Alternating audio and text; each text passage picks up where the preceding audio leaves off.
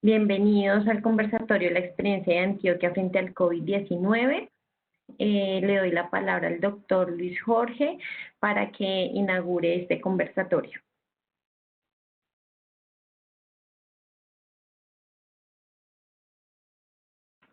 Doctor, tiene apagado el micrófono.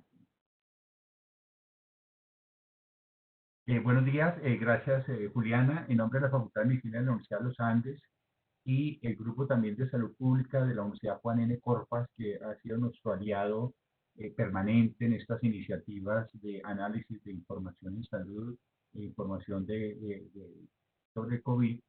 Damos la bienvenida al doctor Luis Gonzalo Morales, exsecretario de Salud de Bogotá y actual gerente para la contingencia del coronavirus de Antioquia.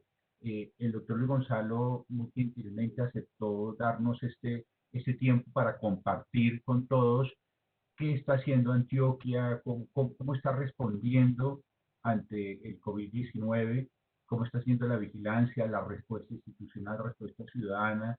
Lo hemos visto como una experiencia que nos puede dejar enseñanzas.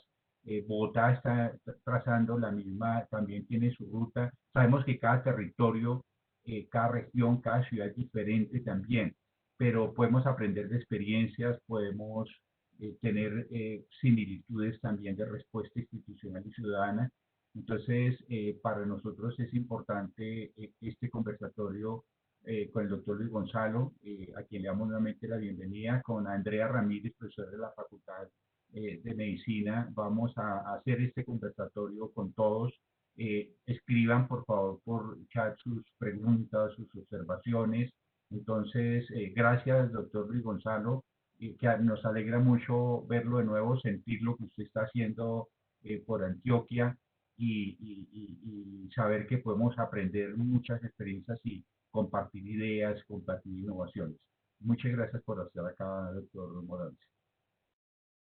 Bueno, muy buenos días. Un saludo, Luis Jorge, Andrea, las personas que nos están escuchando. Es un placer para mí estar de nuevo con ustedes y compartiendo en esta ocasión lo que ustedes quieran saber y lo que yo les pueda contar acerca de lo que ha sido el manejo de la epidemia en el departamento de Antioquia, que como ustedes bien saben, pues tenemos una cifra baja de infectados comparativamente con otras regiones del país y muchas personas entonces han querido saber qué es lo que ha sucedido, a qué se debe esa situación.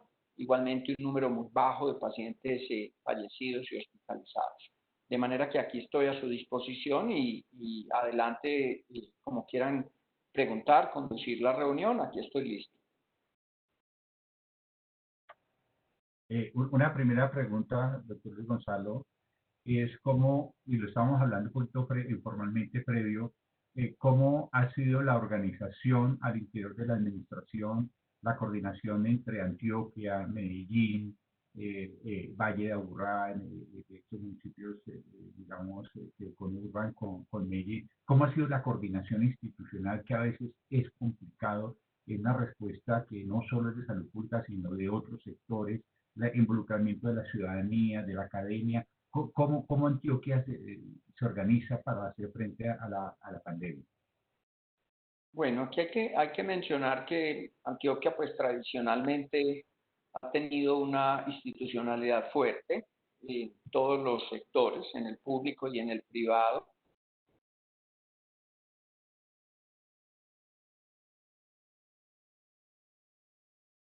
Igualmente ha tenido una ciudadanía, unas características de la ciudadanía que es más solidaria, digamos, más fácil conjuntamente en situaciones difíciles y ese es un elemento fundamental.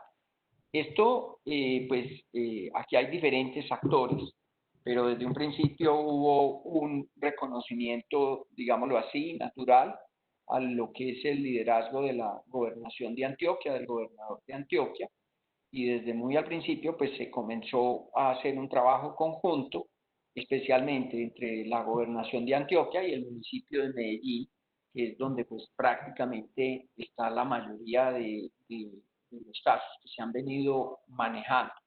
Lo primero que se hizo fue que se constituyó la mesa COVID.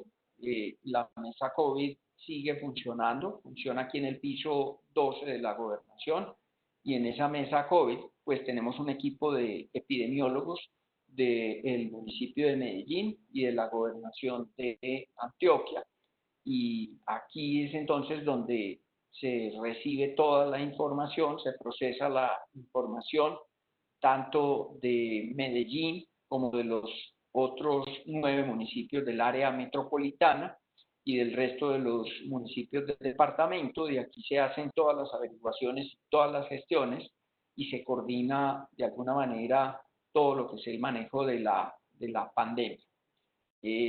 Antioquia, ustedes lo saben muy bien, rápidamente, el 11 de marzo, declaró la emergencia sanitaria. Creo que inclusive lo hizo antes que el gobierno nacional. Fue el primer departamento o región del país que lo hizo, y con ese decreto de emergencia sanitaria se creó primero la gerencia para el coronavirus, que yo presido, y que básicamente lo que buscaba era darle pues toda la importancia y la dedicación a este tema, que se avisoraba iba a ser un tema complejo. Igualmente se declara ese mismo día la calamidad pública, que permite por sus instrumentos jurídicos pues tener herramientas para poder sobre todo contratar de manera más ágil, de manera más rápida, para poder trasladar recursos, disponer de algunos recursos y disponer entonces de lo necesario para afrontar pues todas las consecuencias de esta pandemia. Y el tercer elemento es que aquí se empezó a trabajar inicialmente con un call center en el municipio de Medellín y el área metropolitana, que es el 123, y el gobierno de Antioquia pues tenía igualmente un call center para atención a la ciudadanía. Y lo que se decidió es que ambos call centers se unieran, se unieron ambos call centers, siguen siendo el 123 y el numeral 774, pero tienen un único canal o sea, se accede por ambos sitios, pero todo conduce a un único canal de atención, donde tenemos un call center que ampliamos en su capacidad. Inicialmente teníamos 16 personas, el del 123 estaba totalmente saturado, el de nosotros también. Unimos ambos call centers en el mismo canal de atención y hoy tenemos alrededor de 120 personas. Detrás de ese call center tenemos una mesa de ayuda que coordina la Universidad de Antioquia, donde tenemos alrededor de, dependiendo pues, del momento, pero hemos llegado a tener hasta 120 personas, que ya es personal de salud, que son desde médicos, enfermeras, tecnólogos en APH, muchos de ellos voluntarios, que hacen un apoyo a ese call center. Ese call center pues viene funcionando muy bien, sigue funcionando muy bien, y a través del call center pues se reciben todas las llamadas y solicitudes de atención. Y hay que mencionar igualmente que pues Antioquia tiene una EPS, la EPS Sura, que tiene fácilmente el 60-65% de la población del régimen contributivo, y una EPS que es la EPS Pública Sabia Salud, que tiene más del 90% o cerca del 90% de la población del régimen subsidiado. Que la EPS Sura tiene un programa de atención domiciliaria, de teleconsulta primero,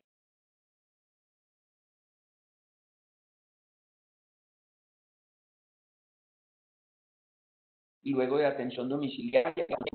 Aquí se había iniciado el proceso con la Universidad de Antioquia para montar entonces ese programa de telesalud, de teleasistencia, teleconsulta y de atención domiciliaria con la Universidad de Antioquia, con algo que se conoce como Living Lab, que prácticamente le presta estos servicios al resto de las EPS, incluida la EPS del régimen subsidiado. Entonces, y desde un principio se decidió que todos los pacientes pues, fueran captados por cualquier vía que se captaran. Los sospechosos iban a ir primero al call center. El call center también tiene un chat, se puede entrar por chat. De ahí pasaban a la mesa de ayuda si se consideraban sospechosos, y de ahí se derivaban a la teleconsulta, que bien hacía Sura para sus pacientes, o a la que hace la Universidad de Antioquia para la totalidad del resto de EPS. O sea, aquí todas las EPS tienen el contrato para hacer la teleconsulta y la atención domiciliaria, y con la respuesta de los equipos de Medellín o del Valle de Aburrá o de cualquier municipio para la toma de la muestra. Voy parando y les voy como haciendo algunas pausas para que ustedes puedan preguntar. Andrea, ¿tienes una pregunta ahí, por favor? Andrea. Hola, sí, buenos días. Doctor Morales, yo tenía una inquietud, me parece muy interesante el modelo de centralizar todo el call center para hacer la atención y el seguimiento. ¿Cómo hacen ustedes el rastreo de los contactos? Algunos tips, algunas claves que podamos aprender desde esta experiencia exitosa. A ver, Andrea, no te escuché una parte, pero más o menos entendí lo que era tu pregunta. Entonces, te voy a contar por qué Antioquia tiene tan pocos casos. Si aquí también había aeropuerto internacional y proporcionalmente pues también llegaron una buena cantidad de vuelos. Pues nosotros estábamos advertidos, sabíamos que a finales inclusive desde enero ya estábamos advertidos y sabíamos que existía un riesgo, y ya en el mes de febrero pues se prendieron más las alertas y se abría cada vez más o estaba cada vez más cerca la posibilidad de que el coronavirus se esparciera por todo el mundo. Ustedes saben muy bien, fue no recuerdo qué día, tal vez fue que se declaró ya como una pandemia por la Organización Mundial, pero bueno, nosotros lo sabíamos y pues en el trabajo previo que se hizo de preparación, se sabía que el coronavirus iba a llegar al aeropuerto José María Córdoba, y nosotros sí nos preparamos, nombramos una persona que se nombró como la gerente del aeropuerto José María Córdoba, era una mujer, y conjuntamente con el municipio de Río Negro, que es donde queda el aeropuerto, con el municipio de Medellín y con el departamento conformamos un equipo de alrededor de 30 personas para poder hacer un control muy estricto al ingreso de todos los viajeros que estaban llegando de fuera. Y por eso nosotros sí tuvimos un mapa. Prácticamente la totalidad de los pacientes que entraron por ahí, por el aeropuerto, inmediatamente iniciaron síntomas. Aquí la gente, no todos, pero en general todos fueron muy juiciosos, entraron en cuarentena, se quedaron en casa. Nosotros hicimos un seguimiento diario de esos casos, eran poquitos, no eran muchos. Hicimos un seguimiento diario, tan pronto aparecieron los síntomas, se les hizo toma de muestra en sus residencias. Hubo algunos que no fueron tan juiciosos, digámoslo así, tan disciplinados en la cuarentena.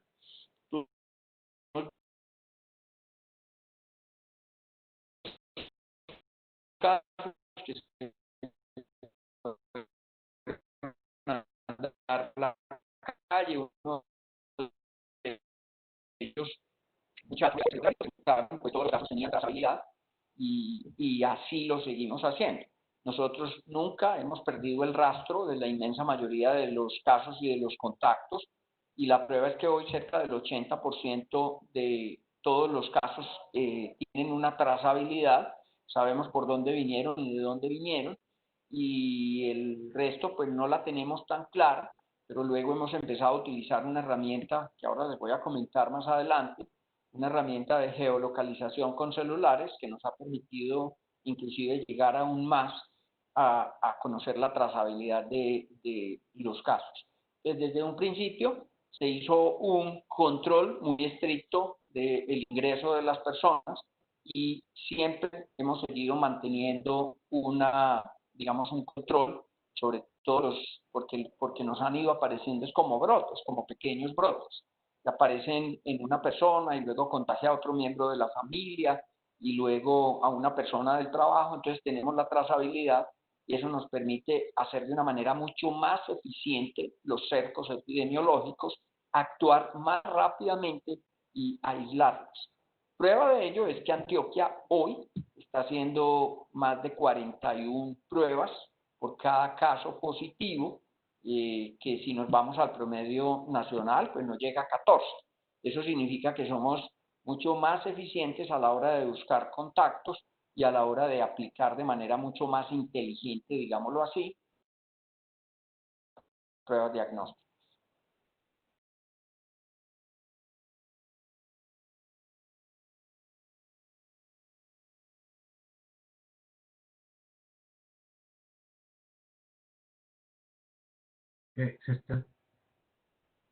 No sé si con eso te...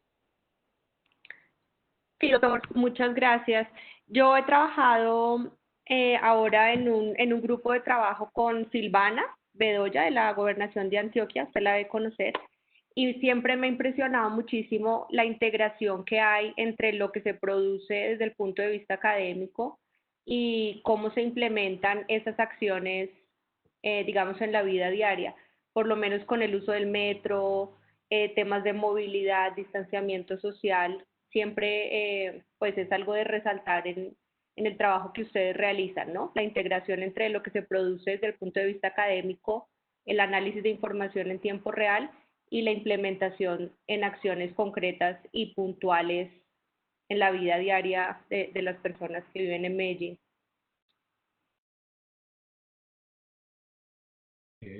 Doctor Luis Gonzalo, otra pregunta relacionada con esto. Viendo las cifras a hoy, Medellín reporta 574 casos confirmados y 6 fallecimientos. Usted mencionó ahorita las pruebas. Digamos, existen como las dos tendencias internacionales. Una, hacer testeos masivos de pruebas confirmatorias. Y otra tendencia es no hacerlos masivos, un poquito la tendencia de México, del doctor López Gastel de México, que no hacerlas masivas, sino focalizarlas, dice él, sino focalizarlas. Uno diría que habría que combinar las dos. ¿Usted cómo ve eso? ¿Qué es mejor, o masivo, o es necesario focalizar, o requerimos también testear para aislar? Pero usted ya respondió parte de eso, pero ¿cuál es su concepto?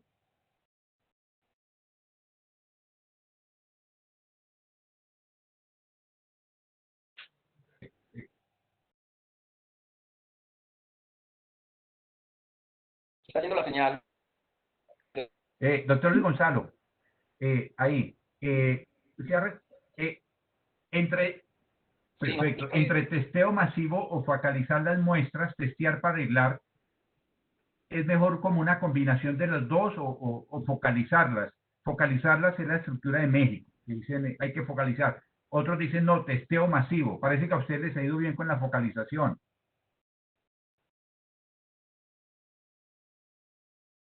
Sí, lo que pasa, digamos así, como lo quieran llamar, la incidencia o la prevalencia del coronavirus es muy baja, y con las cifras que uno tiene, pues es supremamente baja entre la población general, y por lo tanto, pues entonces, si uno fuera a hacer un testeo masivo, tendría que gastarse una enorme cantidad de pruebas para encontrar uno o dos casos, con lo cual, pues, no tenemos los recursos, no tenemos toda esa cantidad de pruebas disponibles que serían necesarias, y tampoco tenemos la capacidad de laboratorio para procesar una gran cantidad de pruebas. Eso es como lo primero. Y lo segundo es que uno no sería muy eficiente a la hora de encontrar casos. Entonces, preferimos más bien seguir apelando a la herramienta de los cercos epidemiológicos, que es lo primero que hemos hecho, y volvernos, digámoslo así, muy exhaustivos con los contactos que podamos encontrar. O sea, no quedarnos con la primera línea de contactos, sino irnos hasta la segunda y tercera línea de posibles contagios para aplicar ahí las pruebas. Es mucho más fácil entonces encontrar un caso positivo alrededor de uno que ya está confirmado, que salir a buscarlo, digamos, entre la población general. Y hace 2 semanas, mediante igualmente un decreto de la gobernación, nosotros iniciamos un proceso de una búsqueda activa de sintomáticos respiratorios, de personas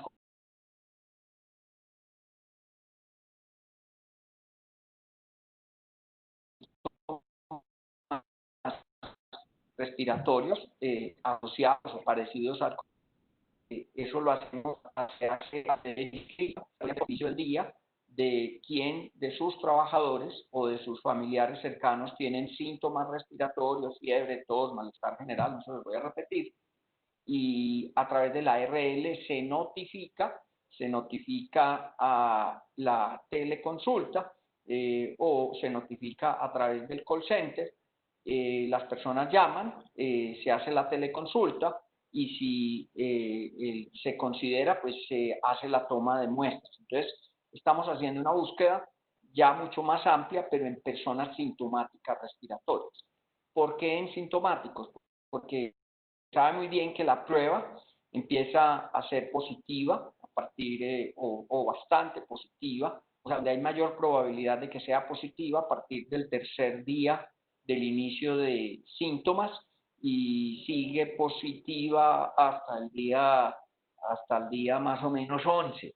Ya de ahí empieza a declinar y digamos esa es la ventana en la cual hay mayor posibilidad de encontrar o de tener una prueba positiva. Por eso entonces, primero buscar entre los nexos de un paciente confirmado con un círculo ampliado y segundo, buscar entre sintomáticos respiratorios. Hemos hecho testeos masivos, ya lo hicimos en las cárceles acá, en el área metropolitana, ahí hicimos un testeo masivo a todas las personas que están en la cárcel, no encontramos nada, o sea, todo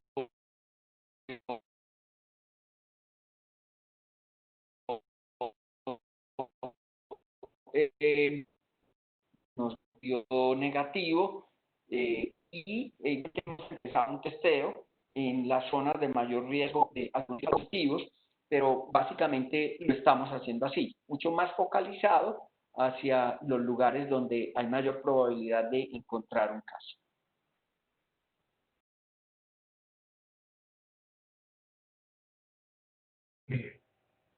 Doctor Luis Gonzalo,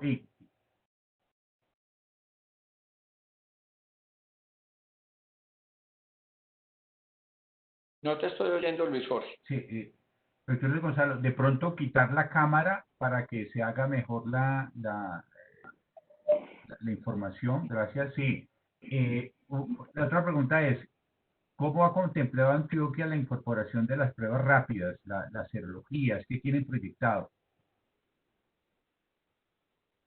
Bueno, aquí, pues, como parte de este comité técnico asesor, ese comité tiene digamos, un subcomité que se le encargó el trabajo conjuntamente con la Universidad de Antioquia y la Universidad Nacional. Se les encomendó el trabajo de hacer una evaluación de lo que eran las pruebas rápidas en el mundo y pues se consultaron diversas experiencias. Lo que se sabe hasta ahora de las pruebas rápidas, pues las pruebas rápidas detectan esos anticuerpos, no detectan el virus, la prueba PCR sí detecta el virus, las pruebas rápidas detectan la inmunoglobulina M, que es la inmunoglobulina, digámoslo así, aguda, que aparece durante la fase aguda de la enfermedad, pero que tiene un inconveniente, y es que lo que está demostrado es que aparece a partir del día 11 de los síntomas. Por lo tanto, esa inmunoglobulina aguda pues es muy inferior a la que nos da el resultado de la prueba PCR, que empieza a ser ya muy positiva a partir del día 3. Entonces, la inmunoglobulina M nunca es superior a lo que es el resultado de la prueba PCR para determinar o para encontrar un caso activo. Y el otro elemento de la prueba rápida pues es la inmunoglobulina G, que lo que demuestra es la existencia de anticuerpos, de anticuerpos que ya no detectan la enfermedad aguda, sino que se generó una respuesta inmunológica, digámoslo así, entre comillas, de largo plazo, porque tampoco se sabe si es de largo plazo, que empiezan a aparecer a partir del día 21. Lo que encontramos es que esta prueba sigue siendo tiene una especificidad, una sensibilidad muy bajita, no superior al 40%, por lo tanto encuentra uno muchos falsos negativos, y que lo que se pensaba en un principio de que si te hacían esta prueba y la inmunoglobulina G daba positiva, pues entonces esa era como una especie de pasabordo o algo así, de que usted estaba protegido contra el coronavirus.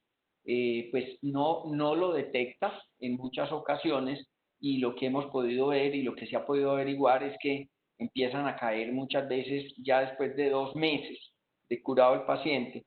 Por lo tanto, en este momento no recomendamos la utilización de pruebas rápidas para efectos de búsquedas masivas de pacientes, o de buscar pacientes inmunizados, digámoslo así, entre comillas, que pudiesen servir como para otro propósito. Por ahora no estamos usando pruebas rápidas, y en Antioquia a todo el mundo hay un comunicado oficial de ese comité técnico donde se explica todo esto, y donde le estamos sugiriendo en Antioquia a todas las entidades que no utilicen pruebas rápidas, al menos por ahora.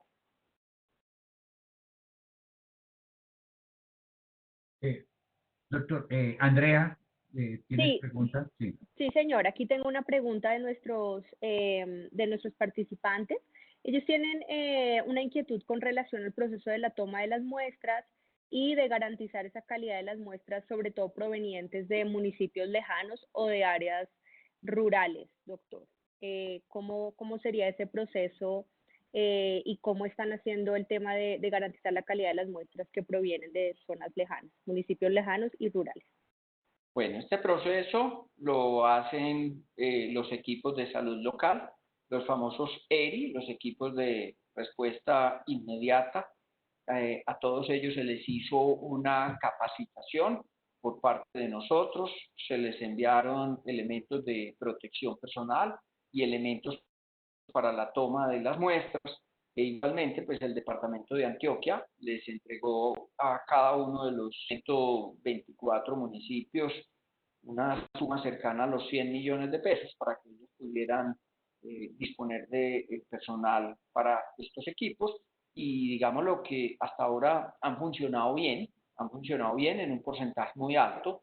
No obstante, pues se presentan dificultades, y muchas veces nos llegan muestras o mal empacadas, o sin la ficha, o sin la identificación, o nos llegan muestras que no tienen nada en el interior, pero en general hay una muy buena respuesta, y todas aquellas personas que han estado en ese proceso, pues los hemos estado acompañando. Hay que tener en cuenta que en Antioquia solamente 31 municipios han tenido casos de coronavirus, y sospechas como en otros 30, de manera que no ha sido en la totalidad de los municipios, y donde esto ha sucedido, la gran mayoría ha sido acá en Medellín, donde valga la pena decir, para evitar demoras y para evitar confusiones, Medellín toma las muestras.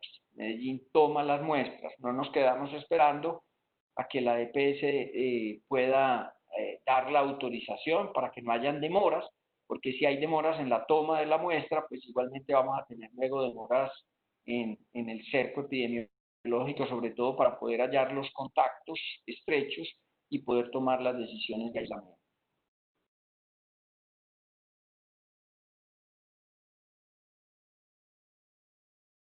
Muchas Doctor, gracias, doctor. doctor Luis Gonzalo, nosotros veíamos en las noticias o haciendo seguimiento de la Antioquia, de que hablan de unos posibles rebrotes ¿sí? O reaparición en Envigado, en Copacabana, en casos de Medellín. ¿Qué se supo de eso o por qué pasa eso? Personas que aparentemente ya habían tenido síntomas y vuelven y reaparecen.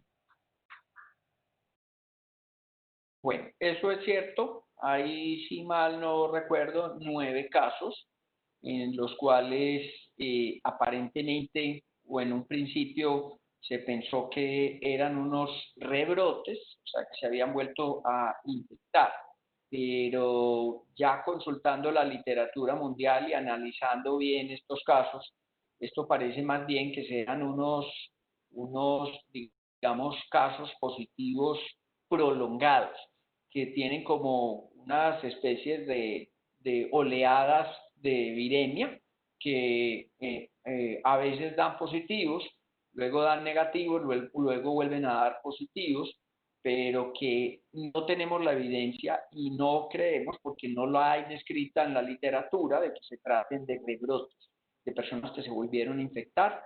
Pensamos más bien, en primer lugar, que se trate de casos positivos prolongados, o que en algunos casos se trate de restos virales que se están encontrando en estas personas, que hacen que la prueba dé positiva, pero que en realidad no es positiva la persona. Tendríamos que hacer pruebas mucho más complejas, que no disponemos de ellas. Por ahí estaban hablando en estos días de otro, hacer unas ELISAs para poder más cuantificar, pero todavía no lo tenemos disponible. Lo vamos a tener disponible en breve, pruebas de ELISA cuantitativas que nos permitan analizar mejor estos casos. Pero esto igualmente pues está en conocimiento del Instituto Nacional, y desde allá estamos acordando, tenemos un protocolo de cómo manejar estos casos y estos pacientes, pero claramente no hay ninguna evidencia de que se traten de rebrotes. Doctor Morales, una pregunta aquí que me parece muy interesante y es ¿cómo ha sido la integración con la información proveniente de aplicaciones, por ejemplo, de celular, como Corona App y otras aplicaciones que ya hay por ahí con relación a reporte de síntomas? ¿Les han sido útiles? ¿Alguna experiencia con esas aplicaciones? Bueno, hay una aplicación del gobierno nacional que ustedes conocen muy bien, Corona App. Corona App pues tiene la finalidad de hacer, digamos, algo similar a lo que hicieron en China o a lo que hicieron en Corea del Sur y en otros países, inclusive en Alemania, y es que hacerle, digamos, una especie de seguimiento a la geolocalización del celular para poder saber una persona que es positiva, pues cómo se mueve, dónde está, cerca de quién. Eso, pues Corona App tiene una dificultad, es que la penetración de Corona App ha sido muy baja en el departamento. Creo que a nivel nacional no van algo así como 4 millones, 5 millones de descargas. En el departamento de Antioquia no llegan a 200.000, que para 6.700.000 personas pues es muy poco para que nos pueda, digamos, servir o cumplir ese propósito. Y en segundo lugar es que Corona App es una aplicación para celulares inteligentes. Y en Antioquia, según el reporte de las empresas de telefonía celular, el 40% de los celulares que hay en Antioquia no son inteligentes y por lo tanto no sirven para funcionar esta aplicación, para poner en funcionamiento esta aplicación. Por lo tanto, Corona App no nos ha sido muy útil. Hay otras aplicaciones que son las que creó el municipio de Medellín. En principio, la aplicación Medellín Me Cuida, en principio se hizo para las familias, especialmente para las familias más pobres, las que iban a recibir los beneficios, donde se registraban y donde pues no solamente había información, sino que reportaban síntomas a través de esta aplicación. Y posteriormente pues esa aplicación se abrió a lo que se conoce Medellín Me Cuida Empresas, en la que pues, se hace lo mismo, ya con las empresas y con los empleadores, hacer los reportes diarios de personas sintomáticas. En ese sentido ha sido muy útil. Y nosotros llevamos ya unas 6 semanas más o menos, trabajando con uno de los operadores de Google en Colombia, y lo que hemos hecho básicamente es que de los casos positivos que se tienen, los casos positivos que hemos tenido, esos casos positivos se los entregamos, el número celular de ese caso positivo se lo entregamos a este operador de Google, y Google lo que hace es un monitoreo de los celulares, otros celulares que pudieron haber estado en contacto con este celular a menos de 10 metros de distancia y por más de 30 minutos. Nosotros entonces, Google nos reporta y nos dice, tenemos, ya llevamos cerca de 120.000 personas identificadas que cumplen esa condición de haber estado a menos de 10 metros o por más de 30 minutos de cercanía a una persona que está comprobada contagiada. Lo que nosotros hacemos es simplemente a través del mismo Google se le envía una información a su señal de celular donde dice: usted es una persona que puede haberse contagiado, estuvo cerca de un caso y por lo tanto le pedimos que devuelva la llamada, que nos llame, que nos informe. Y ese es otro elemento que nos ha servido para poder rastrear casos. Google igualmente nos permite otras, digámoslo así, otras aplicaciones, otras utilidades. Es que cuando tuvimos, por ejemplo, el brote de la plaza minorista, le pedimos que nos mostrara los casos que estuvieron allá, con quienes tuvieron contactos estrechos y hacia dónde se movieron. Eso nos permitió, por ejemplo, saber que en los primeros 3 días esos casos ya se habían movido a 5 municipios diferentes de Antioquia, donde entonces generamos las alertas respectivas en esos municipios. Se sabía que eran transportadores, personas que transportan alimentos. Plaza minorista aquí es algo parecido como a Corabastos, pero mucho más chiquito. Y la otra utilidad de Google es que nos muestra los lugares donde más se concentran los casos y los lugares por donde más transitan, y obvio que es en el sistema de transporte masivo donde entonces se toman pues las medidas del caso. Eso nos ha permitido entonces, con la ayuda de esta aplicación de Google, trabajar para encontrar posibles casos sin necesidad de entrar a violar, digamos, la intimidad de las personas.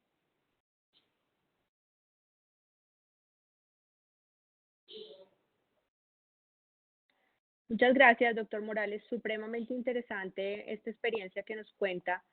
Aquí en las personas que nos acompañan hoy tienen precisamente una inquietud relacionada con lo que pasa después del rastreo, ¿no? Entonces ya tenemos el rastreo de estas personas, sabemos dónde están las personas que tienen coronavirus y hacia dónde se pudieron haber movido.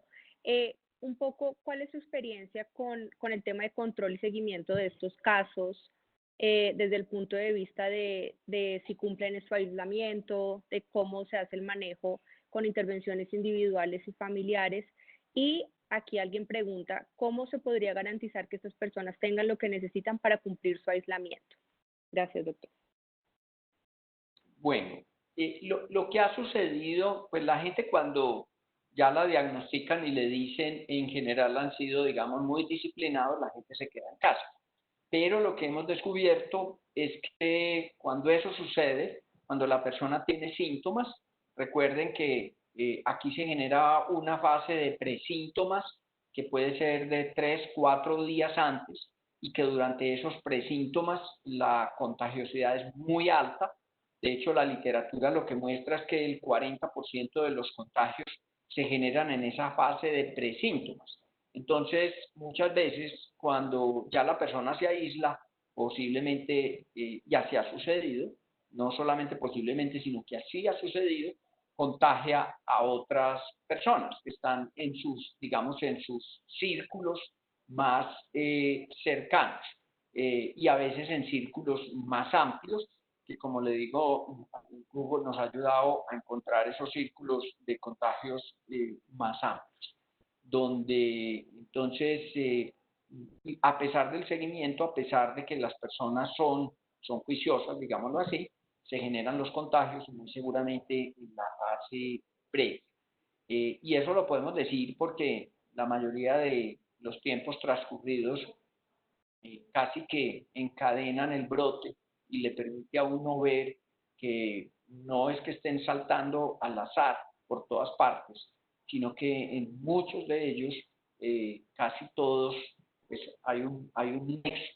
Hay algunos casos donde no hemos encontrado los nexos, pero que a partir de ese caso vuelve y se genera una cadena de contagios que nosotros hacemos el seguimiento.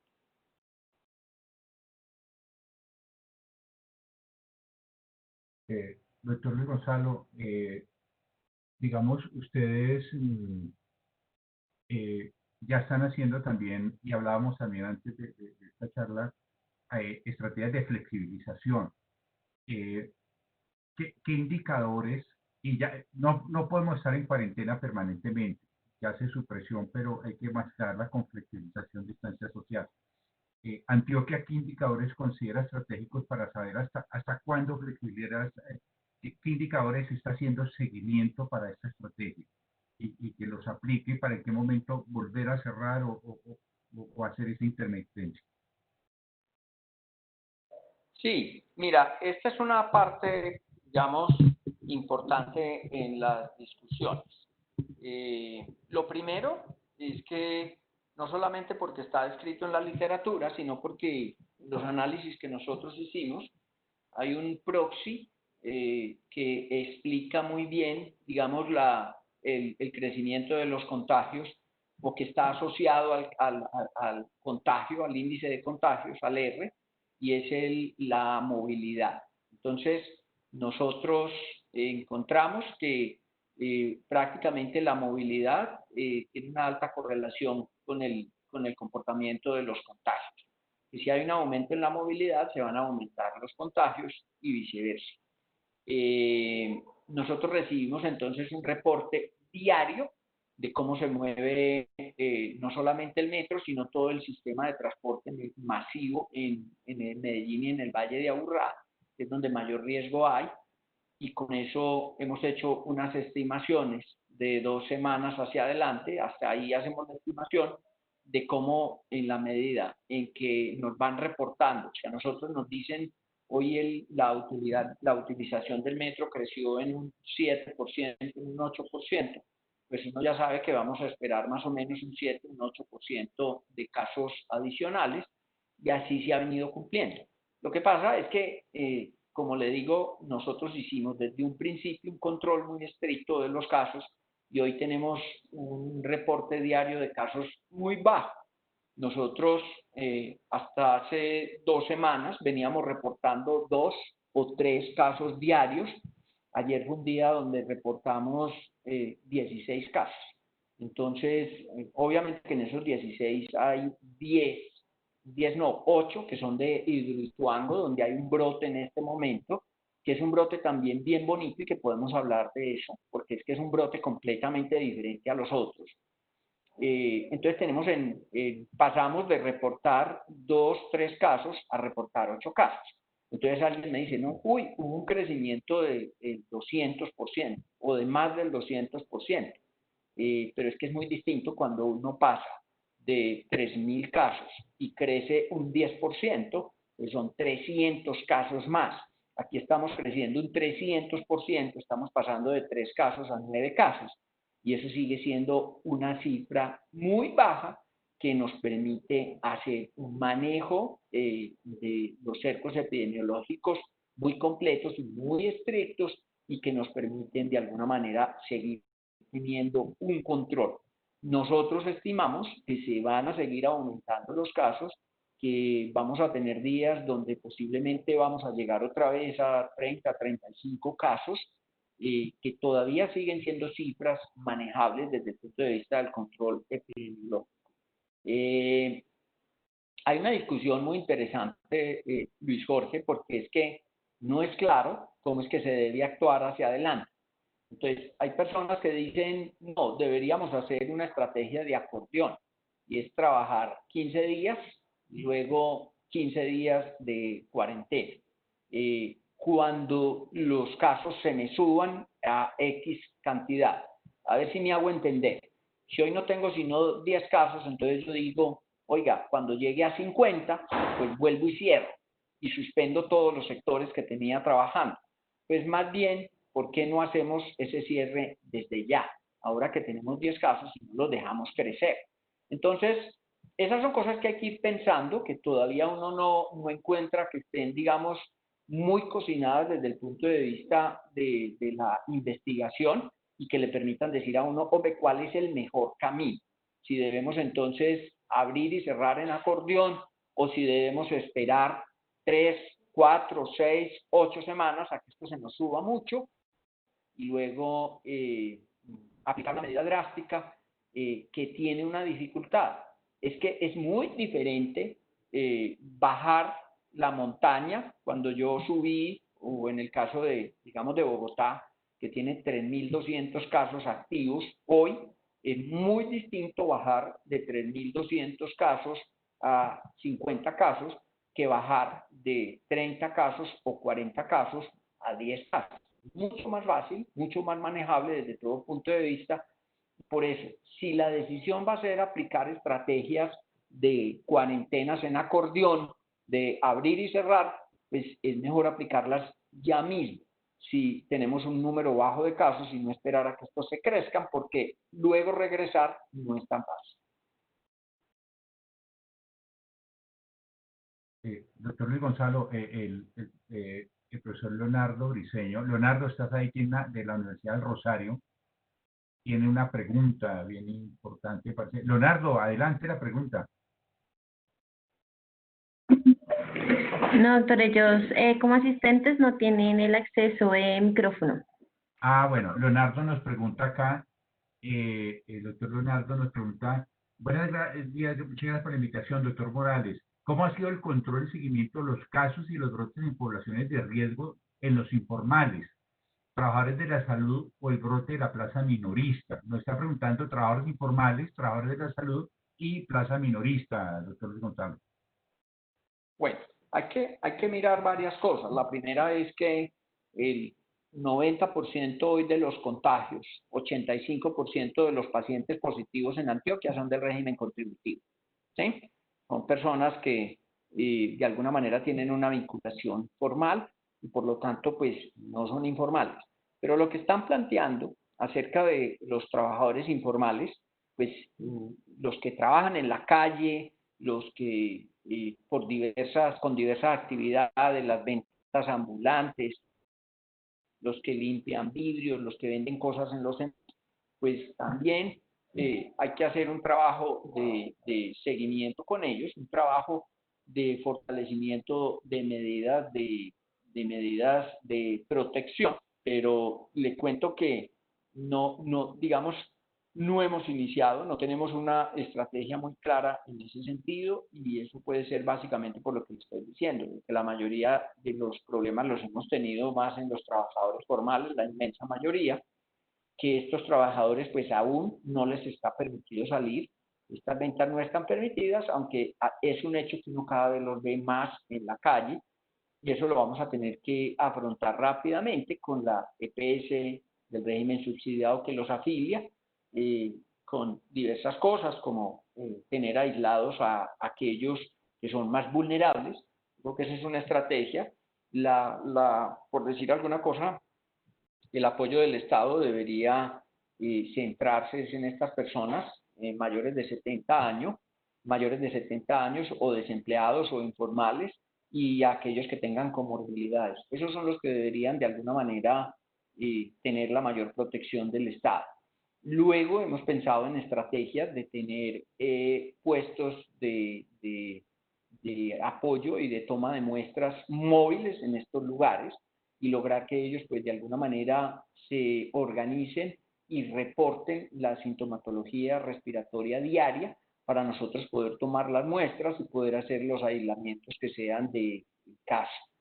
En trabajadores de la salud ya les comentaba que hemos empezado una toma de muestras masivas, entre comillas, en las áreas de mayor riesgo, en las áreas de cuidados intensivos, de cirugía, de urgencias, y hemos empezado a hacer unas pruebas masivas en las instituciones donde hemos tenido casos positivos, no en todas, y ahí vamos. Hasta ahora no hemos encontrado nada positivo. Digamos, sí hemos tenido trabajadores con positivos, pero han sido más, digamos, casos aislados.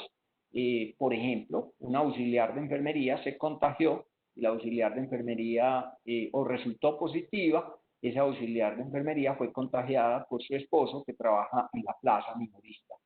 El brote de la plaza minorista que lo están mencionando acá es un brote, es un lugar, digamos, no es confinado, es un lugar abierto donde entran y salen, circulan diariamente unas 10.000 personas. El brote se inició en la zona de las carnicerías, hicimos un cerco, cerramos varios de los locales de las carnicerías, pero eso rápidamente siguió creciendo y finalmente se decidió entonces cerrar toda la plaza. Y el brote que tenemos en la actualidad es el brote en Hidroituango, en uno de los campamentos de Hidroituango. Es un campamento muy grande que alberga alrededor de 3.000 personas y es un brote en una población confinada. Entonces, aquí pues hemos venido trabajando con ellos de la mano con ellos desde hace más de una semana. Lo primero que se hizo es que todo ese campamento se declaró en cuarentena. Está, digamos, entre comillas, cerrado. De allá no entra ni sale nadie, solamente lo estrictamente necesario. Hicimos una aplicación de 400 muestras, un porcentaje como 100 a los casos y a los contactos estrechos, y unas 300 se hicieron aleatoriamente entre el resto de la población, donde encontramos 4 pruebas positivas. Por lo tanto, hemos decidido hacerle prueba a la totalidad de los 3.000 trabajadores, que estamos en ese proceso, pero es un brote confinado, donde el riesgo es que salgan los trabajadores y contaminen a los municipios vecinos. Sabemos exactamente de dónde vinieron los contagios. Los contagios vienen de 2 municipios de Santander. Sabemos, esos son los 2 primeros casos positivos, vienen de Santander. Sabemos qué día llegaron, cómo llegaron. Estamos haciendo toda la trazabilidad epidemiológica y ahí vamos. Ahí vamos. Es complicado porque es un brote en una población confinada, difícil o por lo menos tiene unos riesgos muy grandes. El campamento se ha segmentado, tenemos unas zonas que se consideran de bajo riesgo, a donde estamos llevando los trabajadores que no tienen, digamos, ni nexos ni posibilidades de contagio, y otra zona que es de alto riesgo, donde tenemos en una parte los contagiados y en otra parte a los contactos estrechos de esos contagiados. Se está haciendo un manejo muy interesante. Esperamos que esto salga adelante sin mucha dificultad. Por lo pronto, el campamento está cerrado. Me preguntan que cómo está Antioquia con disponibilidad de camas de UCI. Nosotros trabajamos con un escenario que construimos acá, mucho más benévolo, digámoslo así, que el que nos presentó el gobierno nacional. El gobierno nacional nos presentó un escenario al principio, donde decía que Antioquia iba a necesitar 27.000 UCIs. Eso es totalmente imposible. Eso está lejano de la realidad, pero muy lejos. Nosotros trabajamos un escenario donde vamos a necesitar, en el peor de los casos, alrededor de 1.000 UCIs, y empezamos a trabajar en ese sentido. Hoy Antioquia tiene 480 UCIs normales, pues normalmente las que tenía antes de la epidemia. De esas 480, hoy la mitad están desocupadas, y nosotros más o menos tenemos otras 250, 60 nuevas que hemos logrado montar, la inmensa mayoría de ellas en el sector privado. Nosotros como departamento y como municipios, tanto Medellín, departamento de Antioquia y otros municipios, han montado sus UCIs. En Urabá hemos montado UCIs con el apoyo de los bananeros, con el apoyo de ProAntioquia. Tenemos entonces, hoy, si se quiere, tenemos 500 UCIs disponibles en Antioquia, 240 que ya teníamos pero que están desocupadas, y 260 nuevas que están listas. Pero la cifra es que hoy no tenemos sino 6 pacientes en unidad de cuidado intensivo y así nos hemos mantenido durante mucho tiempo, por lo cual hemos decidido hacer un protocolo para reapertura de servicios de salud, un protocolo tanto de inicio, digámoslo así, de entrada, o sea, el que quiera iniciar actividades de salud tiene que cumplir este protocolo, pero también tener un protocolo de salida en la eventualidad de que esto comience a subir y vayamos a necesitar en un orden, de manera ordenada, sus servicios, sus camas. Tiene un protocolo de salida para que ellos vuelvan y cancelen las actividades y estén disponibles. Pero no creemos que sea racional, que no tiene, digamos, ninguna lógica que sigamos con todas estas actividades paradas y generando la dificultad que se está teniendo en los hospitales porque no están trabajando, están facturando y eso les genera entonces una mayor dificultad.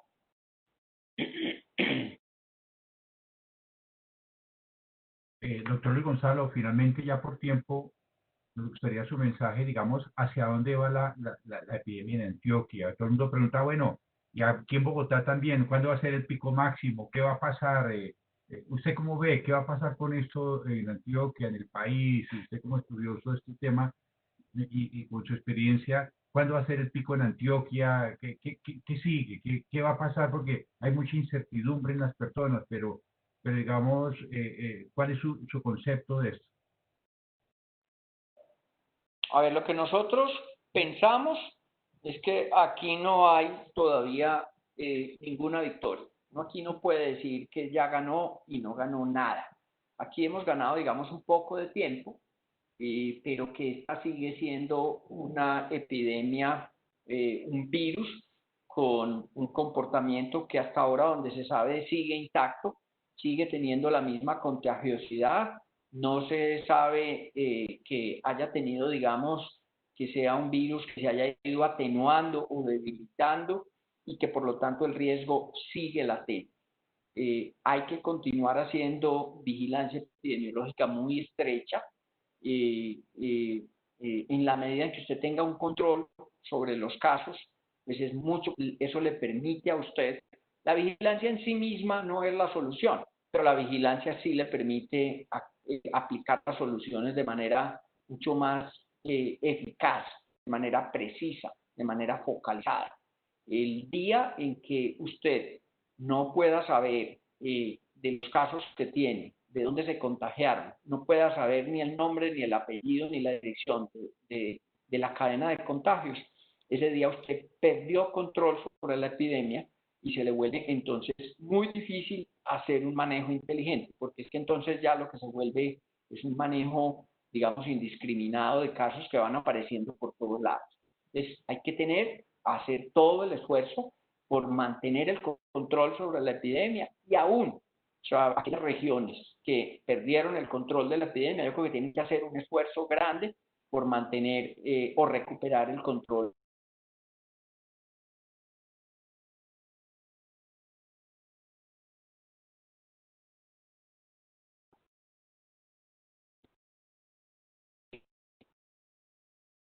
Esto va para largo, esto va a ser muy difícil seguir manteniendo complicaciones para ellos muy graves.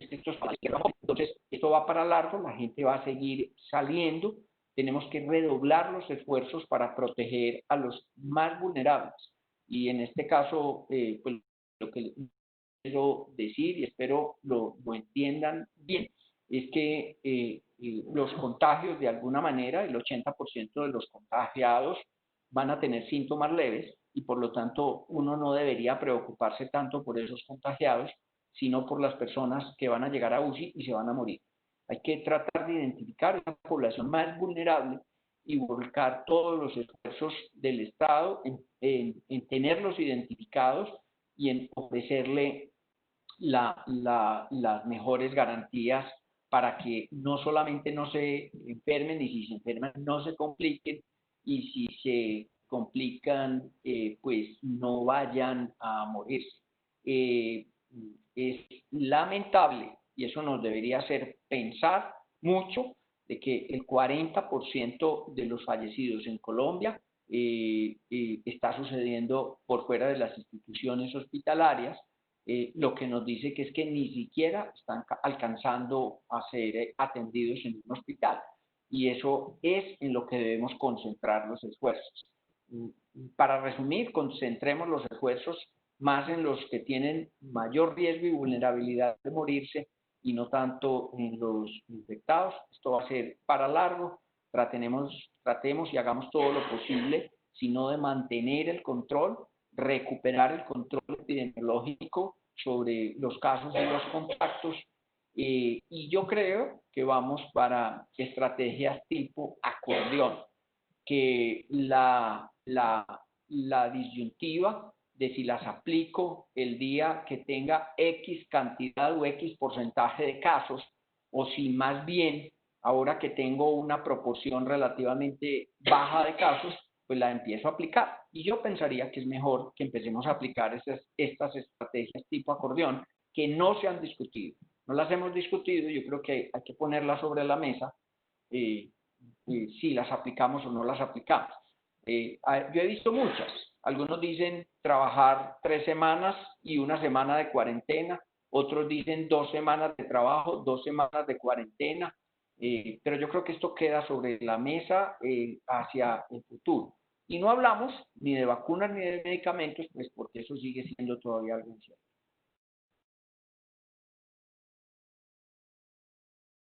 Perfecto.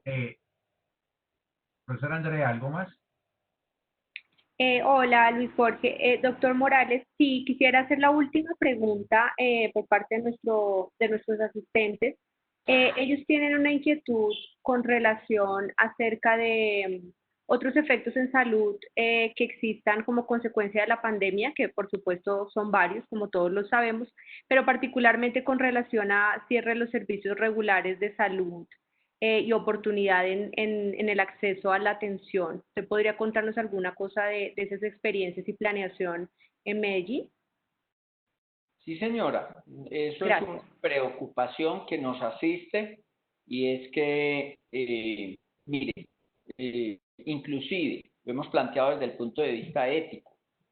Nosotros hemos montado unos enormes aparatos para hacerle seguimiento, vigilancia, control, atención al coronavirus, ¿sí?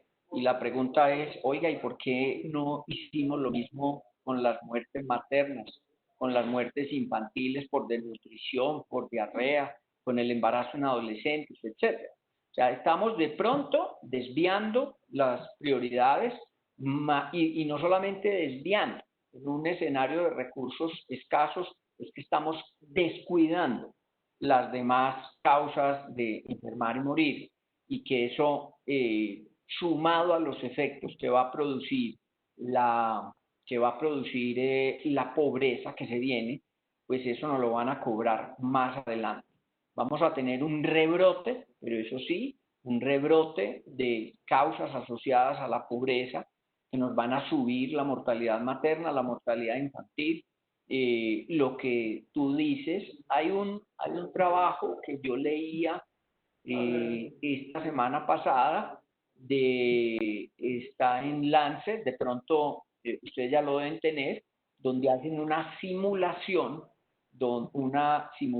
en 118 países pobres del mundo, si se produce una disminución en el acceso a los servicios de salud de un 30% por efecto de la desviación de las prioridades hacia el coronavirus, y una disminución en el acceso a la alimentación de estas poblaciones, se van a producir efectos catastróficos en términos de mortalidad infantil. En 118 países, ellos estiman que en un año vamos a tener adicionales más de 1 millón de muertes infantiles y más de 60.000 muertes, 500.000 muertes maternas adicionales, producto de, digámoslo así, este exceso de prioridad o de atención que le estamos dando al coronavirus.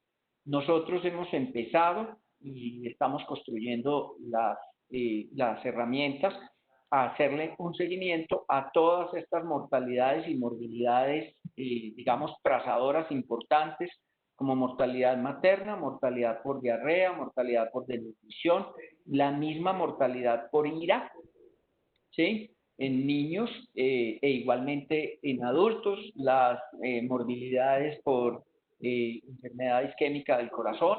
O sea, es bueno empezar a hacer un seguimiento porque lo que se avisora es que esto se va a subir por dificultades en el acceso, no solamente porque los servicios están cerrados, sino porque la gente le da miedo ir a los hospitales para no contagiarse, y que hay que buscar entonces alternativas para poder ofrecer atención a la población.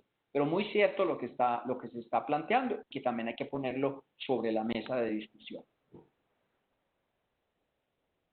Muchísimas gracias, doctor. Ya por tiempo, agradecer al doctor Gonzalo Morales. Esperamos hablar con frecuencia y ojalá las cosas vayan mejorando. Y reconocer ese esfuerzo que hacen en Antioquia, en Bogotá, en cada parte de las casi 30 personas que estuvimos acá, se hace un gran esfuerzo. Compartir experiencias, compartir conocimientos, es clave, donde sabes que nos ha dejado. Agradecer nuevamente al doctor Gonzalo, a Andrea, a Juliana, a todos los asistentes. Esperamos sigamos en comunicación, intercambiando información, doctor Luis Gonzalo, y los saludamos atentamente aquí desde Bogotá. Hay que fortalecer estos lazos, porque usted lo decía bien, es un distanciamiento físico, no un distanciamiento social. Pensamos que estamos más unidos ahora en intercambiar información, experiencias, dudas, respuestas. Esto sí es una respuesta de cada territorio, pero compartir es clave a nivel nacional e internacional. Entonces, gracias a Juliana por la conexión, al doctor Gonzalo nuevamente, Andrea, un abrazo para todos y les deseamos muy buena tarde. Muchas gracias a todos. Un saludo. Feliz tarde. Muchas gracias. Un placer haber estado con ustedes y a sus órdenes siempre. Muchísimas gracias, doctor. Hasta luego. Gracias, doctor. Muchísimas gracias a todos. Los invito pues a continuar en nuestros eventos que vamos a publicar en relación pues al coronavirus. Vamos a tener unidad de análisis el próximo miércoles en donde se hablará de la situación del coronavirus en distintas oportunidades con diferentes universidades. Entonces, pues muchísimas gracias a todos y una feliz tarde.